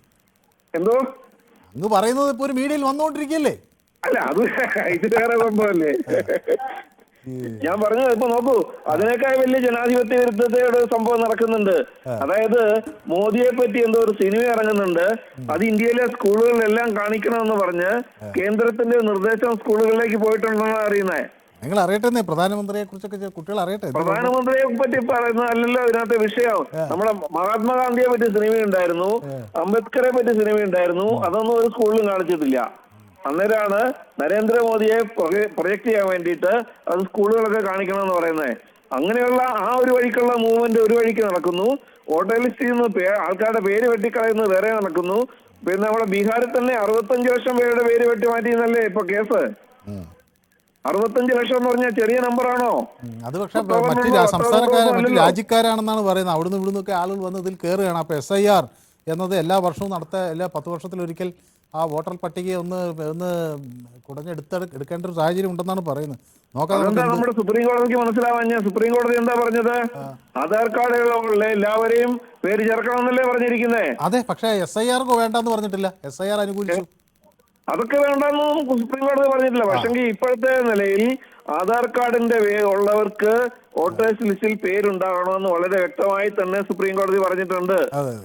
ഇനി ഒന്നായി ആധാർ കാർഡിനെ പരിഗണിക്കണമെന്ന് പറഞ്ഞിട്ടുണ്ട്. അതുവരെ ആധാർ കാർഡ് വലിയ ആനക്കാര്യമാണെന്ന് പറഞ്ഞിരുന്ന കേന്ദ്ര സർക്കാരൊക്കെ ഈ ഇലക്ഷൻ വിഷയം വന്നപ്പോ, ഈ വോട്ടേഴ്സ് ലിസ്റ്റിന്റെ വിഷയം വന്നപ്പം ആധാർ കാർഡ് പരിഗണിക്കാൻ പറ്റത്തില്ല എന്നൊരു നിലപാടെടുത്തു. ഇലക്ഷൻ കമ്മീഷൻ അങ്ങനെ നിലപാടെടുക്കണമെന്നുണ്ടെങ്കിൽ അത് കേന്ദ്രം ഭരിക്കുന്നവരുടെ സപ്പോർട്ട് കൊണ്ടാണ് എടുക്കുന്നത്. ഇപ്പോഴത്തെ നമ്മുടെ ഇലക്ഷൻ കമ്മീഷൻ പറയുന്ന രാഹുൽ ഗാന്ധി പറയുന്ന കാര്യങ്ങളിൽ ചില കാര്യങ്ങൾ ഉണ്ട്, അത് അന്വേഷിക്കണം, പുറത്തു വരണമെന്നൊരു നിലപാടാണ് അങ്ങേക്കുള്ളത് അല്ലേ? തീർച്ചയായിട്ടും അത് ചെറിയ കാര്യമല്ല. ജനാധിപത്യത്തെ മൂടോടെ അട്ടിമറിച്ച് കളയുന്ന ഒരു സംഭവം നടക്കാൻ പോകുന്നേ. നിങ്ങൾ മാധ്യമക്കാരും നമ്മളും എല്ലാവരും ഒന്നിച്ചെതിർക്കേണ്ട കാര്യം അത്. ശരി, ഓക്കെ, വ്യക്തമാണ്. അപ്പോൾ ശക്തിമാൻ എന്നോടൊപ്പം ചേർന്നിട്ടുണ്ട്. ശക്തിമാൻ രാഹുൽ ഗാന്ധിയുടെ ഒപ്പമല്ല, അദ്ദേഹം പരിഹസമാണ്. കേരള ബോയ്ക്കും രാഹുൽ ഗാന്ധിക്കൊപ്പമല്ല, അദ്ദേഹം പരിഹാസമാണ്. പിന്നെ വിജയ് മോഹൻ നായർ പറയുന്നു, മനു സാർ 2014 വരെ ആനയുണ്ടായിരുന്നു, തടവ് പോയതിന് മോദിയെ തെറി പറയുന്നത് എന്തിനാണ് എന്നാണ് ചോദിക്കുന്നത്. ഓക്കെ, അപ്പോൾ വിജയ് മോഹൻ നായർ അദ്ദേഹം പറയുന്നത് കോൺഗ്രസിന് രക്ഷപ്പെടാൻ വലിയ പാടാണെന്നാണ്. ഓക്കെ, അപ്പോൾ നമ്മുടെ ഉണ്ണികൃഷ്ണനെ ഇന്ന് കുറേ പേർ പിന്തുണയ്ക്കുന്നുണ്ട് കേട്ടോ. ഉണ്ണികൃഷ്ണൻ്റെ ഇത് ഗംഭീരമായിരുന്നെന്ന് ശക്തിമാൻ പറയുന്നു. ഉണ്ണികൃഷ്ണൻ പോത്തങ്കോടിന് തംസപ്പുണ്ട്. സുനിൽകുമാർ ആണെങ്കിൽ ഒരു ചുവന്ന ഹൃദയമൊക്കെയാണ് കൊടുത്തിരിക്കുന്നത്. അപ്പോൾ ചുവന്ന ഹൃദയം കിട്ടിയിട്ടുണ്ട്, തംസപ്പും കിട്ടിയിട്ടുണ്ട്. ഓക്കെ, കക്കറാട്ട് പറയുന്നത് വേറെ കുറേ കാര്യങ്ങൾ ചർച്ച ചെയ്യാനുണ്ട് എന്നാണ് പറയുന്നത്. ആണോ? ഓക്കെ, അപ്പോൾ സരമ്മ രാജു പറയുന്നത് ഇതൊക്കെ വിശ്വസിക്കാതിരിക്കാൻ എന്ത് ബുദ്ധിയുള്ളവർ വിശ്വസിക്കും എന്നാണ് പറയുന്നത്. ഗൗതം എന്നോട് സുഖമാണോ എന്നൊക്കെ ചോദിക്കുന്നുണ്ട്. ഗൗതം വളരെ സുഖമായിരിക്കുന്നു. അപ്പോൾ ഞാൻ കഴിഞ്ഞ ദിവസം ചെറുതായെന്ന് എനിക്കൊരു ജലദോഷമൊക്കെ വന്ന കാര്യം ഇപ്പോൾ നമ്മുടെ ഉണ്ണികൃഷ്ണൻ പോത്തങ്കോട് ശ്രദ്ധിച്ചല്ലോ. അപ്പോൾ അതൊക്കെ മാറി എന്നാണ് ഞാൻ വിചാരിക്കുന്നത്. ഞാനിവിടെ ആ ഡോക്ടറെയൊക്കെ കാണുകയൊക്കെ ചെയ്തു. അപ്പോൾ കുഞ്ഞാമത് വിളിക്കുന്നു കോഴിക്കോട് നിന്ന്. കുഞ്ഞാമത്, ശ്രീ കുഞ്ഞാമത്. നമസ്കാരം സാറേ. നമസ്കാരം. അങ്ങ് ലൈനിലുണ്ടായിരുന്നു, ഞാനത് ശ്രദ്ധിച്ചില്ല. അങ്ങ് നമ്മൾ കുറെ ദിവസമായി അല്ലേ ശ്രീ കുഞ്ഞാമത് സംസാരിച്ചിട്ട്? കുറെ ദിവസമായി അങ്ങനെ വിളിച്ചിട്ട് കുറെ കാര്യങ്ങൾ വൈകിട്ട് ഒന്നും സമയം കിട്ടുന്ന ചോദിച്ചാൽ കിട്ടുന്നില്ല. അപ്പൊ ഓണമൊക്കെ കലക്കിയോ? സംസാരിക്കണ്ടേ? ഓണമൊക്കെ ആഘോഷമൊക്കെ കലക്കിയോ? ഓ, ഓണേറെ ഞങ്ങൾ ഗംഭീരമായിട്ട് കലക്കി. എല്ലാ സാധനത്തിനും വില കുറച്ചെല്ലാം കിട്ടി. ഗവൺമെന്റ് ശക്തിയായിട്ട് ഇടപെട്ടി. അപ്പൊ അവിടെ ഈ ക്ലബ്ബുകളും പ്രാദേശിക കൂട്ടായ്മകളും ഒക്കെ അമ്പവരിയുണ്ട്, അതുണ്ട്, എല്ലാം ഉണ്ടായില്ല. ജനമൈത്രി മറ്റവന്മാർക്ക് എല്ലാം ഉണ്ട്. ഓണത്തല്ലൊന്നും ഉണ്ടായില്ലല്ലോ. എനിക്ക് ഈ കാര്യത്തിൽ വിഷയത്തിലേക്ക് കിടക്കണ്ടേ? ആ, വിഷയത്തിലേക്ക് കിടക്കാം. ഞാൻ പിന്നെ അങ്ങയുടെ കോഴിക്കോട് കുറെ ദിവസത്തിന് ശേഷം കാണുമ്പോ അങ്ങ് പാർട്ടി രാഹുൽ ഗാന്ധി വിജയിച്ച മണ്ഡലത്തിലെ കണക്ക് കൂടി പറയണം. ഇയാള് ഇടക്കിടക്ക് ഷോ കാണിക്കാൻ വരുന്നുണ്ട് ടിവിന്റെ മുമ്പില്. പക്ഷെ എനിക്ക് പറയാന്ന് വെച്ചാൽ എല്ലാ രേഖ സഹിതം രാഷ്ട്രപതിയുടെ അടുത്ത് പോകാൻ വേണ്ടി ടിവിയിലെ പോയിട്ടൊരു കാര്യമില്ല. പിന്നെ വേറൊരു കാര്യം പറയുകയാണെങ്കിൽ കോൺഗ്രസ്സുകാർക്ക് നാട്ടിലൊരു പേര് 5 ആളാണ് ഇപ്പൊ ആത്മഹത്യ ചെയ്തത് വയനാട്ടില്. ഇപ്പൊ അടുത്ത ഒരു യുവതി കൈമുറിച്ച് ആത്മഹത്യ ചെയ്തിട്ടുണ്ട്. ഓളെ കടം കംപ്ലീറ്റ് വീട്ടിൽ നിന്ന് പറഞ്ഞ എഗ്രിമെന്റ് ഉണ്ടാക്കിയ ടി സിദ്ദീഖും തിരുവഞ്ചൂർ രാധാകൃഷ്ണൻ കൂടിയോ ഇപ്പൊ എന്റെ ഒഴിഞ്ഞു മാറിയിട്ടാണ് ഒക്ടോബർ 2 നിരാഹാരം കിടക്കുക പോവുക KPCC ഓഫീസിന്റെ മുമ്പിലേക്ക്. കേരളം ഒന്നാകെ ചർച്ച ചെയ്യണമെന്ന് എനിക്ക് പറയുന്നത്. അത്രയും കൂടുതലായി കോൺഗ്രസ്സുകാർ ചെയ്യുന്ന ചില സാധാരണ എതിരാളികളാ കൊല്ലരുത്. ഇത് കോൺഗ്രസ്സുകാരെ കൊല്ലുക. ഈ ശക്തിയായി ചർച്ച ചെയ്യണമെന്ന് എനിക്ക് പറയാനുള്ളത്. ഇത്രയേ പറയാനുള്ളൂ. ഓക്കെ, വ്യക്തമാണ് താങ്കളുടെ അഭിപ്രായം. അപ്പോൾ എനിക്കൊരു ചെറിയ ഇടവേള അനിവാര്യമായി വരികയാണ്. ഞാനൊരു ഷോർട്ട് ബ്രേക്ക് എടുത്ത് പെട്ടെന്ന് മടങ്ങി വരാം. ഷോർട്ട് ബ്രേക്കാണ്. യെസ്, നമ്മുടെ പൊതുവേദി തുടരുകയാണ്. അപ്പോൾ ഹെനൻ ഹരിദാസ് നമ്മുടെ പൊതുവേദിയുടെ ഒരു സ്ഥിരം പ്രേക്ഷകനാണ്. യൂട്യൂബിൽ നമുക്കൊപ്പം വരുന്നയാളാണ്. ചിലപ്പോഴൊക്കെ എന്നെ പുകർത്താറുള്ള ആളാണ്. ഇന്ന് എന്നോട് ഹൗ ആർ യു എന്നൊക്കെ ചോദിക്കുന്നുണ്ട്. അപ്പോൾ ഹെനൻ, നമുക്ക് എന്നെ കണ്ടതിൽ വളരെയധികം സന്തോഷം. ഞാൻ സുഖമായിരിക്കുന്നു. ഓക്കെ, അപ്പോൾ മോദി സിനിമ സ്കൂളിൽ കാണിക്കണമെന്ന് പറയുന്ന കേന്ദ്രം പറയുന്നത് കഷ്ടമല്ലേ എന്നാണ് നമ്മുടെ കൃഷ്ണൻകുട്ടി ചോദിക്കുന്നത്. അഫിഡവിറ്റ് കൊടുക്കാൻ എന്താണ് രാഹുലിൻ്റെ പേടിയെന്ന് ഗ്ലാഡിയേറ്റർ ചോദിക്കുന്നു. തെരഞ്ഞെടുപ്പ് കമ്മീഷൻ സ്വതന്ത്ര സ്ഥാപനമെന്ന് വിശ്വസിക്കാനേ കഴിയുന്നില്ല എന്നാണ് കൃഷ്ണൻകുട്ടി പറയുന്നത്. കുറച്ച് എവിടെയാണോ വിലക്കയറ്റത്തിൽ വില കുറച്ച് കിട്ടിയെന്ന് പറയുന്നത് തെറ്റാണെന്ന് സുനിൽകുമാർ പറയുന്നു. കേരളത്തിലാണ് ഏറ്റവും വിലക്കയറ്റം എന്നാണ് പറയുന്നത്. ഓക്കെ, അപ്പോൾ നമ്മുടെ ശശികുമാർ എറണാകുളത്ത് നിന്നാണ് ചേരുന്നത്. ശശികുമാർ, ശശികുമാർ എറണാകുളത്ത് എവിടെ നിന്നാണ് വിളിക്കുന്നത്? എവിടുന്നാ? മരട്. മരട്, യെസ്. അപ്പൊ ഈ മരടിലെ ആളുകളൊക്കെ ഈ കാര്യങ്ങളൊക്കെ ചർച്ച ചെയ്യുന്നുണ്ടോ ശശികുമാർ? അറിയില്ല, ഞാൻ എന്റെ കാര്യം പറയാം. കഴിഞ്ഞ അല്പം മുമ്പ് ഒരു കൃഷ്ണൻകുട്ടി എന്ന് പറഞ്ഞ അദ്ദേഹം വിളിച്ചിരുന്നല്ലോ. അതുപോട്ടെ, അദ്ദേഹം നമ്മുടെ സ്ഥിരം പ്രേക്ഷകനാണ്. എനിക്ക് എന്റെ സ്വന്തം പേര് പോലും വോട്ടേഴ്സ് ലിസ്റ്റിൽ നിന്ന് നീക്കാനോ ചേർക്കാനോ സാധിക്കില്ല. എനിക്ക് ചെയ്യാവുന്നത് അതിനുള്ളൊരു റിക്വസ്റ്റ് ഇടുക എന്നുള്ളത് മാത്രമാണ്. അപ്പൊ പിന്നെ എങ്ങനെയാണ് എനിക്ക് അയൽവക്കത്തുള്ളവരെ നാട്ടുകാരെയും വേറെ ആർക്കെങ്കിലും ചെയ്യാൻ പറ്റുന്നത്? അത് BLO പരിശോധിച്ചതിന് ശേഷം മാത്രമേ അവര് നീക്കണോ ചേർക്കണോ എന്ന് തീരുമാനിക്കുള്ളൂ. ഒരു ഇൻഡിവിജ്വലിന് അതിനകത്ത് ഒരു റോളും ഇല്ല. എനിക്കൊരു റിക്വസ്റ്റ് ഇടാം, എനിക്കൊരു ആപ്ലിക്കേഷൻ സബ്മിറ്റ് ചെയ്യാം ഓൺലൈനിൽ അല്ലെങ്കിൽ ഓഫ്ലൈനിൽ. അത് പരിശോധിക്കുന്നതും അത് അപ്രൂവ് ചെയ്യുന്നതും BLO ആണ്. അല്ലാതെ ഇതിന്റെ രാഷ്ട്രീയ പാർട്ടികൾക്കൊന്നും ഒരു കഴിവില്ല. ഈ ശരിക്കും ഏറ്റവും താഴെ ലെവലിലെ BLO ബൂത്ത് ലെവൽ ഓഫീസറാണ് ഇത് തീരുമാനിക്കുന്നത്. അപ്പൊ അത് തന്നെയാണ് തെരഞ്ഞെടുപ്പ് കമ്മീഷൻ പറയുന്നത്. അങ്ങനെ സാധിക്കില്ല. ആരുടെയെങ്കിലും പേര് വെട്ടുകയാണെങ്കിൽ ആ വെട്ടുന്ന ആൾക്ക് അയാളുടെ ഭാഗം പറയാൻ അവസരം കിട്ടും. ഞാനിത് സ്ഥിരമായിട്ട് എന്റെ മോള് ഇവിടെ NRA ആയതുകൊണ്ട് ഇടയ്ക്കിടയ്ക്ക് ഇന്ന് റിമൂവ് ചെയ്യാറുണ്ട്. അവർ വോട്ട് ചെയ്യാൻ വരാറില്ലെങ്കിലും ഞാനത് കൃത്യമായിട്ട് നോക്കാറുണ്ട്. അത് ശരി. അപ്പൊ റിമൂവ് ചെയ്ത് കഴിഞ്ഞാൽ ഞാൻ രണ്ടാമത് ഇൻക്ലൂഡ് ചെയ്യാൻ പറയും. അപ്പൊ ഇൻക്ലൂഡ് ചെയ്യും. അത് ശരി. അപ്പൊ മോള് എവിടെയാണ്? വിദേശത്ത് എവിടെയാണ്? വിദേശത്താണ്. അതുകൊണ്ട് വോട്ട് ചെയ്യാൻ വിദേശത്തൊരു രാജ്യത്താണ്. അതെ, ഏത് രാജ്യത്താണെന്ന്? ഒരു രാജ്യം. അത് ഇതിനകത്ത് പ്രസക്തി ഇല്ലല്ലോ. ഞാന് അതൊരു കൗതുകം കൊണ്ട് ചോദിച്ചാണ്. അതിൽ പ്രത്യേകിച്ച് ഒരു പ്രസക്തി ഒന്നും ഉണ്ടായിട്ടില്ല. കാരണം നമ്മുടെ പൊതുവേദിയിലെ ആളുകൾ പലപ്പോഴും വിദേശത്തു നിന്നൊക്കെ ഉണ്ട്. അപ്പൊ അതുകൊണ്ട് ആയിക്കോട്ടെ, അത് വ്യക്തിപരമായ കാര്യം അങ്ങ് പറയണമെന്നില്ല. പക്ഷേ ഏതായാലും അവിടെ മകൾക്കും ഒക്കെ ഞാൻ ആശംസകൾ നേരുകയാണ്. അവരവിടെ ഇരുന്ന് പൊതുവേദി കാണുകയാണെങ്കിൽ ചിലപ്പോൾ അങ്ങ് സംസാരിക്കുന്നതുകൊണ്ട് യൂട്യൂബിലൊക്കെ എടുത്ത് കാണാനൊരു സാധ്യത ഉണ്ടല്ലോ. അപ്പൊ അതുകൊണ്ട് അവർക്ക് ഒരു ആശംസ കൊടുത്തേക്കാമെന്ന് വിചാരിച്ചിട്ട് മാത്രമേ ഉള്ളൂ. സന്തോഷം. അപ്പൊ ഏതായാലും അങ്ങ് ഏത് മേഖലയിൽ ജോലി ചെയ്യുന്ന ആളാണ്? റിട്ടയർ ചെയ്ത ആളാണ്. ഓക്കെ, അപ്പോൾ സന്തോഷം. ഏതായാലും അപ്പോൾ നമ്മൾ ഈ പൊതുവേദി എന്ന് പറയുന്നത് നമ്മളൊരു കുടുംബം പോലെയാണ്. പല ആളുകൾ അഭിപ്രായം പറയുമെങ്കിലും നമ്മളൊക്കെ വ്യക്തിപരമായ അടുപ്പമുള്ള പോലെ ഒരു ഫീലിംഗ് ആണുള്ളത്. അതുകൊണ്ടാണ് ചോദിക്കുന്നത്. Okay, thank you. അപ്പോൾ രാധാകൃഷ്ണൻ എന്നോടൊപ്പം ചേരുന്നത് പാലക്കാട് നിന്നാണ്. രാധാകൃഷ്ണൻ പാലക്കാട് എവിടെ നിന്നാണ് വിളിക്കുന്നത്? ഞാൻ പാലക്കാട്, നമസ്കാരമുണ്ട്. ഞാൻ പാലക്കാട് പ്രായിരി എന്ന് പറയുന്ന പഞ്ചായത്തിൽ നിന്നാണ് വിളിക്കുന്നത്.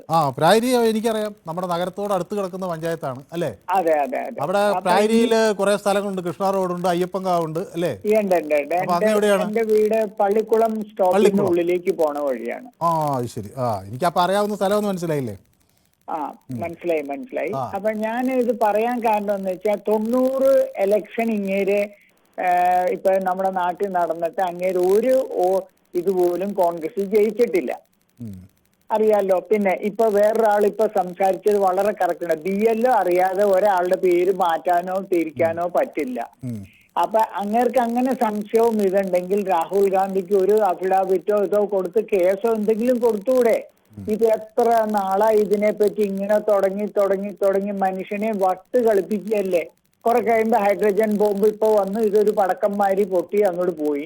ഇനിയിപ്പോ അടുത്ത കർണാടകയിൽ കഴിഞ്ഞവണ കാണിച്ചു, ബോംബെയിലെയും കാണിച്ചിട്ട് അവരെല്ലാം വന്ന് TV പറഞ്ഞു, അയ്യോ ഞങ്ങളൊന്നും ഒരു തെറ്റും ചെയ്തിട്ട് ഞങ്ങളുടെ ഒറ്റ വോട്ടാണ് ചെയ്തിരിക്കുന്നതെന്ന്. അതേമാതിരി തന്നെ ഇങ്ങേര് പോവും. ഇങ്ങേർക്ക് ഇനി എന്താ, നമുക്ക് LOP എന്ന് പറയാൻ തന്നെ നമുക്കൊരു വിഷമം തോന്നുന്നു. ഇങ്ങേർക്ക് ഇനി ആരാണ് ഇങ്ങേരെ ഇങ്ങനെയെല്ലാം പറഞ്ഞു കൊടുക്കണേന്ന് അറിയില്ല. ഇങ്ങേരെ കുറച്ചുകൂടി എഡ്യൂക്കേറ്റ് ചെയ്യണമെന്ന് മാത്രമേ എനിക്ക് പറയാനുള്ളൂ. ഇലക്ഷൻ കമ്മീഷൻ കറക്റ്റ് ആയിട്ട് വിവരം പറഞ്ഞിട്ടുണ്ട്. If you have any problem please puttu an affidavit, we will look into it. അതാണ് അതിന്റെ കറക്റ്റ് പ്രൊസീജിയർ. രാധാകൃഷ്ണൻ BJP അനുകൂലിയോ മറ്റോ ആണോ? അല്ല, ഞാനൊരു റിട്ടയർഡ് ഗവൺമെന്റ് ആളാണ്. വളരെ നാളായിട്ട് 10-43 വർഷം ചെയ്തിട്ട് ഞാൻ ഒരു പാർട്ടിയിലും ഒന്നിലും ഇടപെടാത്ത ഒരാളാണ്. Okay, thank you. അപ്പോൾ ഏതായാലും വളരെ സന്തോഷം അവിടുന്ന് വിളിക്കുക, അഭിപ്രായം പങ്കുവയ്ക്കുകയും ചെയ്തു. വിജയൻ കൊല്ലത്ത് നിന്നാണ് നമുക്കൊപ്പം ചെയ്തത്.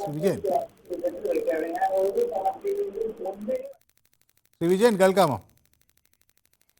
എനിക്ക് തോന്നുന്നു ശ്രീ വിജയൻ TV ശ്രദ്ധിക്കുന്നതുകൊണ്ടാണ്. ഓക്കെ, അപ്പോൾ നമ്മുടെ BLO വിചാരിച്ചാൽ മാറ്റാം, ഇന്നത്തെ സാഹചര്യത്തിൽ അത് ആനക്കാര്യം അല്ല എന്നാണ് കൃഷ്ണൻകുട്ടി അതിന് മറുപടി പറയുന്നത്. ഓക്കെ, അപ്പോൾ അക്വേറിയസ് പറയുന്നത് ഇത്തവണ രാഹുൽ ഗാന്ധിയുടെ പരിപാടി കണ്ടു, ഇത് പെന്തക്കോസ്റ്റ് സഭയുടെ സാക്ഷ്യം പറയുന്ന പോലെയാണെന്നാണ് പറയുന്നത്. ഓക്കെ, എനിക്ക് എന്താണെന്ന് മനസ്സിലായില്ല. ജനങ്ങൾക്ക് ആദ്യം കാര്യങ്ങൾ ബോധ്യപ്പെടുത്തിയ ശേഷം തെളിവ് ശേഖരിച്ച് കേസ് കൊടുക്കും എന്നാണ് രാഹുൽ ഗാന്ധി രാഹുൽ ഗാന്ധിയെ പിന്തുണച്ചുകൊണ്ട് ശ്രീ മോഹൻ പറയുന്നത്. ഗിരിജൻ AK പറയുന്നത് കേരളത്തിലും സാർ വരട്ടെ, അപ്പോൾ അറിയാം. കണ്ണൂരും മലപ്പുറവും ചില ബൂത്തുകൾ 80-90% പോളിംഗ് 50 ചുരുങ്ങും എന്നാണ് പറയുന്നത്. അപ്പോൾ അവിടെയൊക്കെ ചില തട്ടിപ്പുകൾ നടക്കുന്നുണ്ടെന്നാണ് ഗിരിജൻ്റെ ആക്ഷേപം. ബാബു പറയുന്നത് രാഹുൽ ഗാന്ധി മണ്ടത്തരമാണ് പറയുന്നത് എന്നാണ് പറയുന്നത്. സ്വന്തം വിലായം കളയുകയാണ്. അത് കാരണം രാഹുൽ ഗാന്ധി എന്ത് പറഞ്ഞാലും ഇന്ത്യയിലെ ഭൂരിപക്ഷം വിശ്വസിക്കുന്നില്ല എന്നൊക്കെ ഉള്ള ആക്ഷേപങ്ങളുണ്ട്. നമ്മുടെ ശ്രീ രാജൻ കൊല്ലത്ത് വിളിക്കുന്നു. ശ്രീ രാജൻ, എങ്ങനെ ഓണം കലക്കിയോ? എന്തായി? ഓണം ഉഷാറായിരുന്നു? ഓണം പിന്നെ എനിക്ക് അങ്ങനെ ഓണം ആഘോഷിക്കാൻ പറ്റത്തില്ല സാർ. ഇച്ചിരി ഡയബറ്റീസും BP ഒക്കെ ഉണ്ട്. അപ്പൊ അത് കാരണം പായസമൊന്നും കുടിക്കാൻ പറ്റത്തില്ല. പിന്നെ എനിക്ക് അങ്ങനെ പ്രത്യേകമായിട്ടൊന്നുമില്ല. ഓണത്തിന്റെ ടെലിഫോണിൽ എന്തോ പ്രശ്നമുണ്ട് കേട്ടോ. ഇല്ല, ഒന്നുമില്ല, നന്നായിട്ട് കേൾക്കാം. എന്നിട്ട് രാഹുൽ ഗാന്ധിയുടെ ഈ കാര്യം ഞാനിപ്പം ബീഹാറിൽ നമ്മുടെ ഒരു സ്വന്തക്കാരനുണ്ട്, പുള്ളിയോട് സംസാരിച്ച പുള്ളി പറഞ്ഞത് ഒരുപാട് ബംഗ്ലാദേശികളും റോഹിംഗ്യൻ ആൾക്കാരും ഒക്കെ അവിടെ കയറിയിട്ടുണ്ട്. പിന്നെ ചൈനക്കാരുണ്ട്, നേപ്പാളികളുണ്ട്, അതുപോലെ തന്നെ ഇവരുണ്ട്, നമ്മുടെ പാകിസ്ഥാനികളുണ്ട്. ഇവരെല്ലാം ഈ പാകിസ്ഥാനൊക്കെ ആളുകൾ ബീഹാറിൽ വന്നിരിക്കുകയാണോ? 3000-ഓളം ചൈനക്കാരെ പിടിച്ചെന്ന് പുള്ളി എന്നോട് പറഞ്ഞു. പിന്നെ അതായത് അവിടെ താമസിക്കാൻ വയ്യാതെ ബോർഡർ പാസ് ചെയ്ത് വരുന്നവരാ ഇവരെല്ലാം ഈ വോട്ടേഴ്സിൽ കയറിയിട്ട് പിന്നെ ഇതിനകത്ത് വോട്ട് ചെയ്ത് ഈ കോൺഗ്രസിനെ ജയിപ്പിക്കുക. കാരണം എങ്ങനെയും സിറ്റിസൺഷിപ്പ് കിട്ടുമെന്ന് വിചാരിച്ച്. അല്ലാതെ ഇവരെ കൊണ്ട് നമുക്ക് ഉപകാരമോ കാര്യങ്ങളോ ഒന്നുമില്ല. അതാണ് പിന്നെ ഇലക്ഷൻ കമ്മീഷൻ ഇപ്പം മാറ്റിയത്. 6.6500 വോട്ട് വെട്ടി മാറ്റി ഒരു സ്ഥലത്തും തന്നെ. ഇവരെല്ലാം പുറത്തുനിന്ന് വന്ന ആൾക്കാരാണ്. പിന്നെ എനിക്ക് പറയാനുള്ളത്, രാഹുൽ ഗാന്ധി തന്നെ ബ്രിട്ടീഷ് പാസ്പോർട്ട് കൊണ്ടാണ് നടക്കുന്നതെന്നാണ് BJP പറയുന്നത്. അമ്മ പിന്നെ ഇറ്റാലിയൻ പാസ്പോർട്ട്. ഇവരൊക്കെ ഇവിടുത്തുകാരാകുമ്പോൾ ശരിയായിട്ടൊന്ന് തിരക്ക് സാറ്. ഓക്കെ, ഗൗതം എന്നോടൊപ്പം ചേരുന്നത് കാസർഗോഡ് നിന്നാണ്. ഗൗതം ഒരു പ്രവാസിയായിരുന്നു അല്ലേ ഗൗതം? അതെ, ഇപ്പോൾ നാട്ടിൽ തന്നെയാണ്. ഇപ്പോൾ നാട്ടിലേക്ക് വന്നു എന്നൊക്കെ എന്നോട് പറഞ്ഞു. അപ്പോൾ അവിടെ ഗൗതം ഓണമൊക്കെ നല്ല രീതിയിൽ ആഘോഷിച്ചോ? എന്താ സംഭവിച്ചത്? അതെ, മനുവിനെ കുറെ ദിവസമായി വിളിക്കാൻ കിട്ടാത്തത്. അമ്മക്കൊക്കെ സുഖമാണല്ലോ മനു? സുഖം. അത് ഞാൻ പറഞ്ഞല്ലോ, കാലിനൊരു ചെറിയ പ്രശ്നമുണ്ടായി. അത് ചെന്ന് പരിശോധിച്ചപ്പോഴാണ് അത് നടുവുമായി ബന്ധപ്പെട്ടതാണെന്ന് മനസ്സിലായത്. അങ്ങനെ ഒരു 10 ദിവസം ആശുപത്രി കിടക്കേണ്ടി വന്നു. സർജറി ഇല്ലാതെ അത് ചെയ്യുന്ന ഒരു സംവിധാനമാണ് ഉപയോഗിച്ചത്. അപ്പോൾ അതുകൊണ്ട് ഇപ്പം നടക്കാൻ പറ്റുന്നുണ്ട്, കുഴപ്പമില്ല എന്നാണ് പറയുന്നത്. അപ്പോൾ പക്ഷെ മരുന്നുണ്ട്. അതെ, അത് എൻ്റെ ഓണം അതുകൊണ്ട് ആശുപത്രിയിലായിപ്പോയി. ഇപ്പോൾ ഗൗതം പക്ഷേ അവിടുത്തെ നാട്ടുകാരുമൊക്കെയായി ചേർന്ന് വലിയ ആഘോഷം നടത്തി കാണുമെന്നാണ് ഞാൻ വിചാരിക്കുന്നത് അല്ലേ? അതെ, നാട്ടിലൊക്കെ ക്ലബിലൊക്കെ പരിപാടിയൊക്കെ ഉണ്ട്. അത് ഈ പ്രവാസി വിഭാഗത്തിൽപ്പെട്ട ആളുകൾ അല്ലെങ്കിൽ പ്രവാസികളായ ആളുകൾ അവരെപ്പോഴും ഈ നാടിനോട് വലിയ സ്നേഹമുള്ളവരാണല്ലോ. അപ്പോൾ അവർക്ക് ഇതിൻ്റെ ഒരു പ്രാധാന്യം അറിയാം. അപ്പോൾ ക്ലബ്ബ് എന്തെങ്കിലുമൊക്കെ ആകുമ്പോൾ അതിൽ പൈസയായും ആളായും ഒക്കെ ആ ഒരു ഇതിൽ എപ്പോഴും മുന്നിൽ നിൽക്കുന്നത് പലപ്പോഴും ഈ പ്രവാസികളായി ശേഷം നാട്ടിൽ വരുന്നവരോ അല്ലെങ്കിൽ അതിൻ്റെ ഇടയിൽ വരുന്നവരോ ഒക്കെയാണ്. ചിലർ അവിടെ ഇരുന്ന് ഇവിടുത്തെ ക്ലബിൻ്റെ വിശേഷങ്ങൾ ലൈവായി കാണാൻ ശ്രമിക്കും. അപ്പോൾ അവർ ആ നാട് മിസ് ചെയ്യുന്നതിൻ്റെ ഒരു ഫീലിംഗ് വളരെ വളരെ ഞാൻ പലപ്പോഴും നേരിട്ട് തന്നെ അറിഞ്ഞിട്ടുണ്ട്. അപ്പോൾ ഏതായാലും ഗൗതമിന് ഇത്തവണ കൂട്ടുകാരും ഒക്കെ ഒത്ത് അടിച്ചു പൊളിക്കാൻ കഴിഞ്ഞു അല്ലേ? തീർച്ചയായും. ഓക്കെ, അപ്പോൾ ഈ നമുക്ക് വിഷയത്തിലേക്ക് രാഹുൽ ഗാന്ധി യഥാർത്ഥ പ്രതിപക്ഷ നേതാവായത് അന്ന് ആ വാർത്താ സമ്മേളനം വിളിച്ചതിന് ശേഷമായിരുന്നു. അത്രയും നല്ലൊരു ഇതല്ലേ ഇറക്കിയത് കാര്യം. ഈ BJP കാണിക്കുന്നത് എന്താണ്? BJPയുടെ ഒരു ഏജന്റായി പ്രവർത്തിക്കുന്നതല്ലേ തെരഞ്ഞെടുപ്പ് കമ്മീഷൻ. തെരഞ്ഞെടുപ്പ് കമ്മീഷൻ എന്ന് വെച്ചാൽ ജനാധിപത്യത്തിൽ അതിൻ്റെതായ ഒരു പ്രവർത്തിക്കേണ്ട ഒരു മാന്യതയുണ്ട്. പക്ഷെ BJPയുടെ ഒരു സത്യകക്ഷി പോലെയല്ലേ പ്രവർത്തിക്കുന്നത്. ചന്ദ്രബാബു നായിഡുവും അതേപോലെ നിതീഷ് കുമാറും കാണിച്ച പോലെയല്ലേ ഈ തെരഞ്ഞെടുപ്പ് കമ്മീഷൻ കാണിക്കുന്നത്. എങ്ങനെ BJPയെ ജയിപ്പിക്കാം അതുപോലെയാണ് കാണിച്ചു കൂട്ടുന്നത്. ഓക്കെ, വ്യക്തമാണ് താങ്കളുടെ അഭിപ്രായം. അപ്പോൾ എന്നോടൊപ്പം അനഘ ചേരുന്നുണ്ട്. അപ്പോൾ അനഘ നമ്മുടെ പൊതുവേദിയിലൊരു സ്ഥിരം പ്രേക്ഷകയാണ്. അപ്പോൾ പൊതുവേദിയിലേക്ക് വിളിക്കാൻ ശ്രമിക്കുന്നു, കിട്ടുന്നില്ല എന്നൊക്കെ എനിക്ക് പലപ്പോഴും മെസ്സേജ് അയക്കാറുണ്ട്. അപ്പോൾ ഇന്ന് അനഘ എനിക്ക് ഗുഡ് ഈവനിങ് എന്നൊക്കെ പറഞ്ഞിട്ട് ഒരു സ്മൈലിയൊക്കെ അയച്ചിട്ടുണ്ട്. അപ്പോൾ അനഘയുടെ പഠിത്തമൊക്കെ നല്ല രീതിയിൽ പോകുന്നു. എന്നോട് പറഞ്ഞത് പോസ്റ്റ് ഗ്രാജുവേഷൻ കഴിഞ്ഞ് ചില ടെസ്റ്റുകൾക്കൊക്കെ ആയുള്ള തയ്യാറെടുപ്പുകൾ നടത്തുന്നു, പ്രത്യേകിച്ച് UGC എന്നൊക്കെയാണ്. അപ്പോൾ അതൊക്കെ നല്ല രീതിയിൽ മുന്നേറുന്നു എന്നാണ് ഞാൻ വിചാരിക്കുന്നത്. അപ്പോൾ അനഘ ഒരു ദിവസം പൊതുവേദിയിലേക്ക് വിളിക്കണം. ഞാൻ എന്താണ് അനഘയ്ക്ക് ഫോൺ വിളിച്ച് കിട്ടാത്തതെന്ന് ഞാൻ നോക്കുന്നുണ്ട്. പലപ്പോഴും ഈ പല സ്ഥലത്ത് നിന്ന് ആളുകൾ വിളിക്കുന്നതുകൊണ്ടൊക്കെ ഉള്ളൊരു പ്രശ്നമായിരിക്കും. നോക്കാം നമുക്ക്. അപ്പോൾ ശശികുമാർ പറയുന്ന BLOയെ തീരുമാനിക്കുന്നത് സംസ്ഥാന സർക്കാരാണ് എന്ന് അദ്ദേഹം ഓർമ്മിപ്പിക്കുന്നു. ഓക്കെ, ഹരിദാസൻ KP പറയുന്നത് രാഹുൽ എന്ന പേരുള്ളവരെല്ലാം പ്രശ്നക്കാരാണെന്നുള്ള രീതിയിലാണ്. ദീപു നമ്മുടെ തിരുവനന്തപുരത്ത് നിന്ന് ദീപു എത്തിയിരുന്നു. ദീപുമായിട്ട് സംസാരിച്ച് കുറേ ദിവസങ്ങളായി. ഹലോ ദീപു. ദീപു ഓണാഘോഷത്തിന്റെ തിരക്കിലൊക്കെ ആയിരുന്നെന്നാണ് ഞാൻ വിചാരിക്കുന്നത് അല്ലേ? അത് ഞാൻ അല്ല, ഓണം ആഘോഷിക്കണമല്ലോ. അതെ എല്ലാ ആഘോഷങ്ങളും ഓണം, റംസാൻ, ക്രിസ്മസ്, നബിദിനം, ഈ ബുദ്ധ പൗർണിമ വരെ നമ്മളെല്ലാം ആഘോഷിക്കുക എന്നുള്ളതാണ്. ജീവിതം ഒരു ആഘോഷമായി. പ്രത്യേകിച്ച് ഒരു ആൾട്ടർനേറ്റീവ് ആയിട്ട് വാമന ജയന്തി ഉള്ളതുകൊണ്ട് ഓണം ഡബിൾ ആയിട്ട് ആഘോഷിക്കും.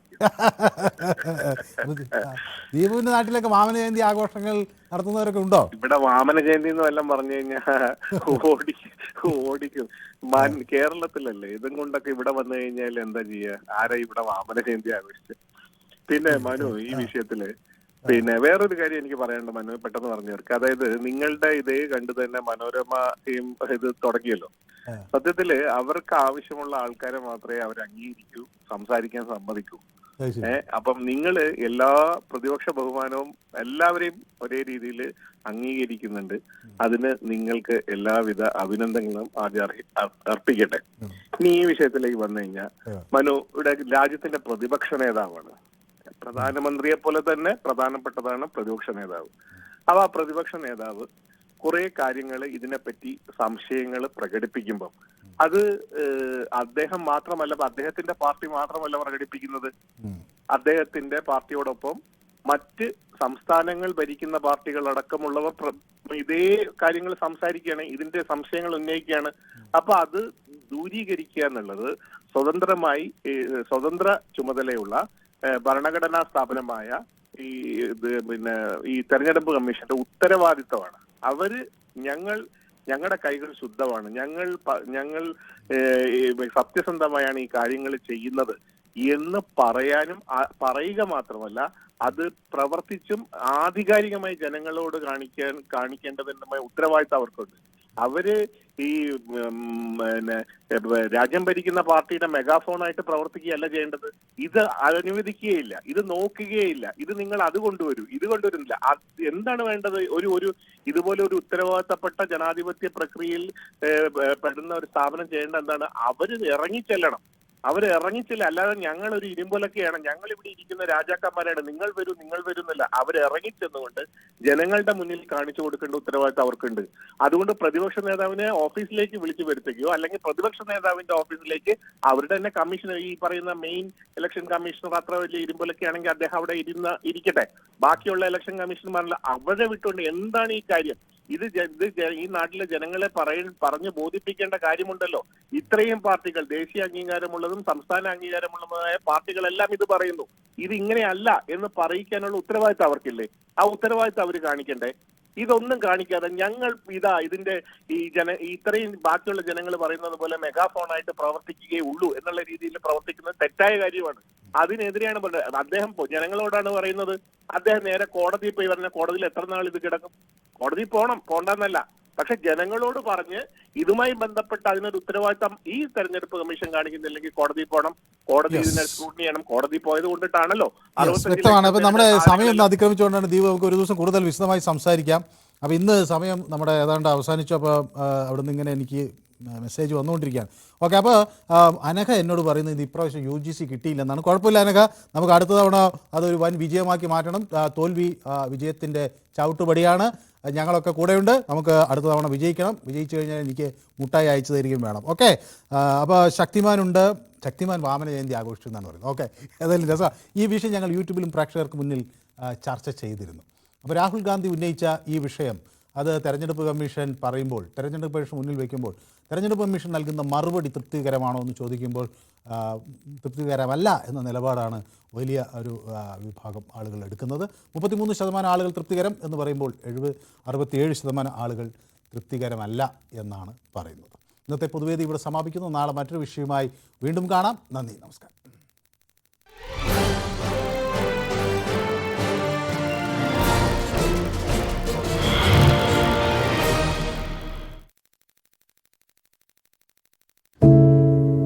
ഒരു മാധ്യമ പ്രവർത്തക എന്ന നിലയ്ക്ക് ഇപ്പോൾ ഏറ്റവും കൂടുതൽ കൈകാര്യം ചെയ്യേണ്ടി വരുന്നത് ലഹരിയുമായി ബന്ധപ്പെട്ട വാർത്തകളാണ്.